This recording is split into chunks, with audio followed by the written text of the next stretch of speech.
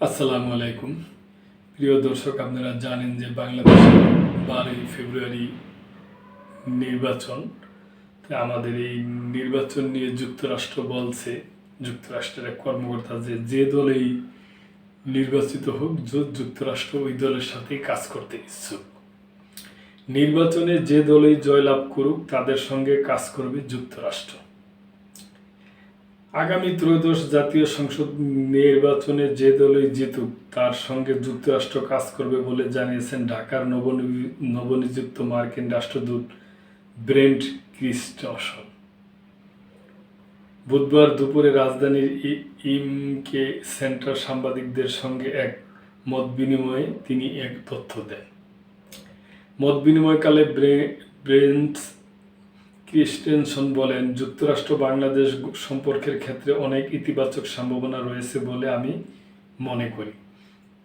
এমন অনেক ক্ষেত্র আছে যেখানে আমরা একসঙ্গে কাজ করতে পারি, যার মধ্যে আছে অর্থনীতি, বাণিজ্য, ব্যবসা ও নিরাপত্তা।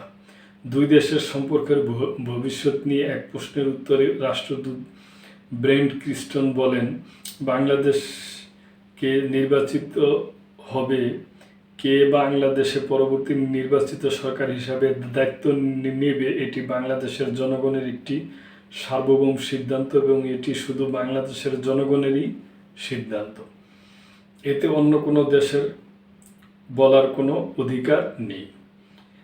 ভোট কেন্দ্রে গিয়ে নতুন সরকার নির্বাচনের মাধ্যমে মতপ্রকাশ বাংলাদেশের জনগণের সার্বভৌম অধিকার। এ সময় তিনি বলেন, আপনারা জানেন আমরা সবার সঙ্গে কথা বলি, ক্ষমতায় থাকুক বা না থাকুক সবার সঙ্গে কথা বলার আমাদের দীর্ঘ ইতিহাস রয়েছে। তবে আমরা অঙ্গীকারাবদ্ধ যে 12ই ফেব্রুয়ারি অনুষ্ঠেয় নির্বাচনে যে বিজয়ী হোক না কেন তার সঙ্গে আমরা কাজ করব।